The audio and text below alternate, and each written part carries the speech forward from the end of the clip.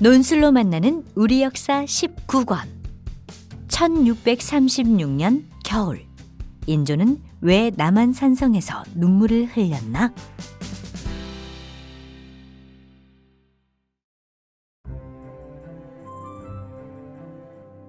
여는 이야기. 임진왜란 후 선조의 뒤를 이어 즉위한 광해군은 기울어가는 명과 새롭게 부상하는 후금 사이에서 중립을 지키며 절묘한 외줄타기 외교를 펼치고 있었습니다. 자칫 잘못하면 명과 후금의 전쟁에 휘말려 또다시 나라가 혼란에 빠질 수 있었기 때문이죠. 그런데 광해군의 외교 정책에 반대하는 세력도 있었습니다. 바로 서인들이었죠. 7년간의 전쟁을 겪으며 조선을 떠받치고 있던 신분제도가 뿌리째 흔들리자 서인들은 신분제도를 바로잡기 위해 유교적 위계질서를 더욱 강조하게 되었습니다. 유교적 위계질서, 즉 성리학의 논리에 따르면 부모의 나라이자 전쟁의 위기에서 도와준 명나라를 섬기는 것이 마땅하다는 것이죠. 이러한 명분을 강조하던 서인들은 결국 광해군을 폐위하고 인조를 새로운 왕으로 내세웠습니다. 이것이 바로 인조 반정입니다. 이로써 광해군의 실리 외교도 중단되고 말았죠. 그 후 조선은 명나라를 위협하는 후금을 멀리하게 됩니다. 인조와 서인들의 이러한 선택은 과연 어떤 결과를 가져올까요?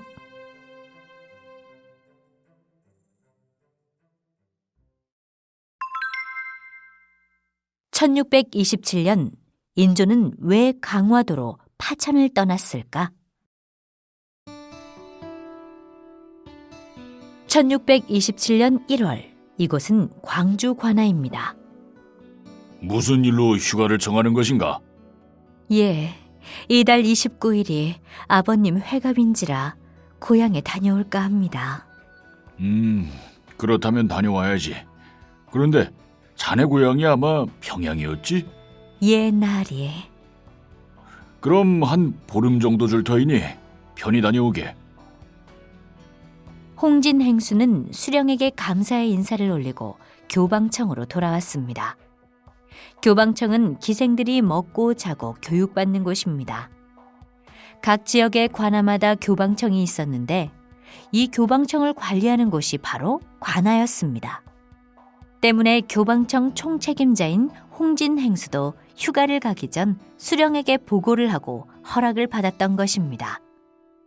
떠나기 전날 홍진은 교방청의 일을 최종 점검한 다음 평양까지의 길을 머릿속에 그리며 일찍 잠자리에 들었습니다.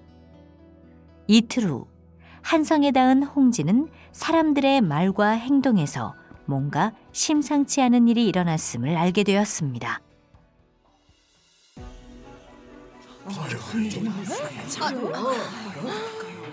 이보시오, 대체 무슨 일이 일어났기에 이리들 소란인 게요? 아이, 그야 후금 놈들 때문이지 뭐겠어. 사람들은 홍진의 옷차림을 통해 단박에 기생임을 알아보고 반말을 했습니다.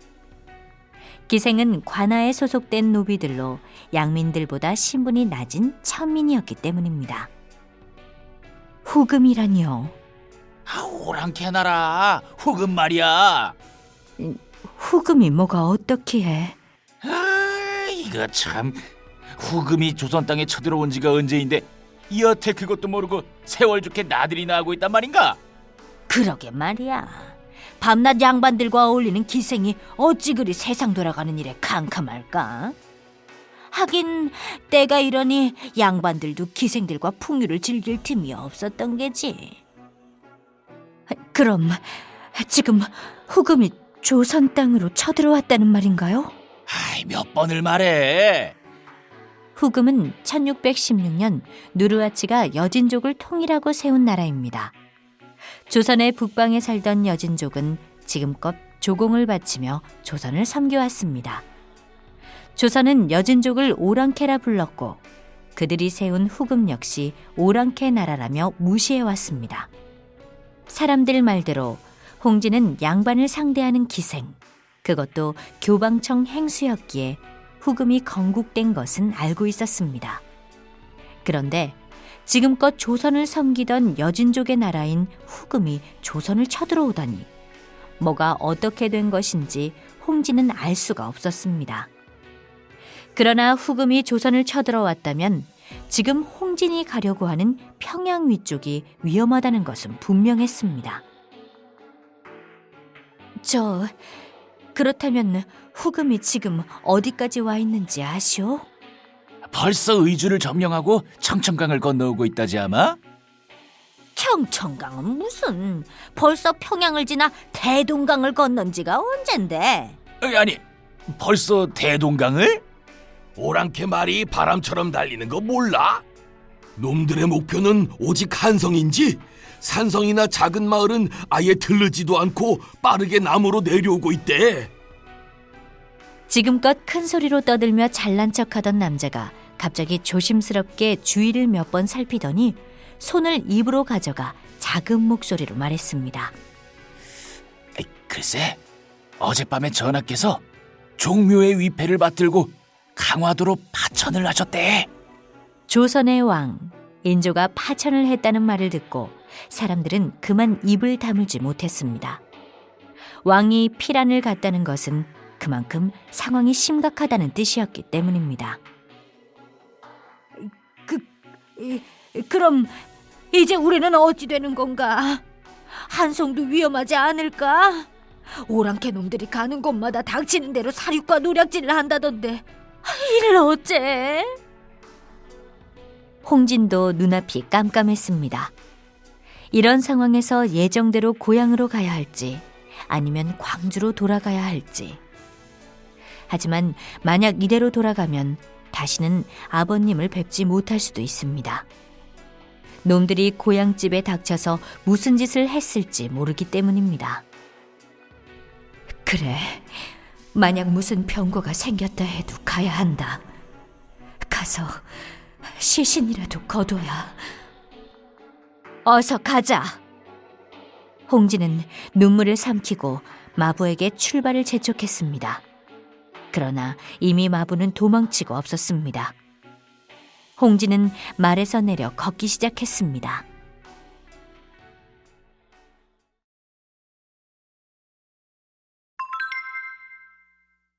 오랑캐 나라를 형으로 섬기라고? 홍진은 예정보다 며칠 늦게 평양에 닿을 수 있었습니다. 혹시라도 후금군을 만날까봐 외진길로 돌아왔기 때문입니다.